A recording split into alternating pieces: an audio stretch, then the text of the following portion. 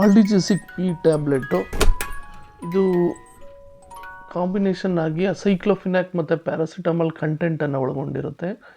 ಈ ಟ್ಯಾಬ್ಲೆಟ್ನ ಯಾವುದ್ಯಾವುದಕ್ಕೆಲ್ಲ ಯೂಸ್ ಮಾಡ್ತೀವಪ್ಪ ಅಂತ ಅಂದರೆ relieve body pain, overall body ಪೇಯ್ನ್ಗೆ ಬ್ಯಾಕ್ ಪೇಯ್ನ್ ಆಗ್ಬೋದು, ಮಸಲ್ ಪೇಯ್ನ್ ಆಗ್ಬೋದು, ಕ್ರ್ಯಾಂಪ್ಸ್ ಆಗ್ಬೋದು, ಹೆಡೇಕ್ ಆಗ್ಬೋದು, ಲೆಗ್ ಪೇಯ್ನ್ಸ್ ಆಗ್ಬೋದು, ಜಾಯಿಂಟ್ ಪೇಯ್ನ್ಸ್ ಆಗ್ಬೋದು. ಇದಕ್ಕೆಲ್ಲ ನಾವು ಯೂಸ್ ಮಾಡ್ತೇವೆ. ಇದನ್ನು NSAIDs ಅಂತ ಕರೀತಾರೆ. ಅಂತಂದರೆ non steroidal anti inflammatory drug.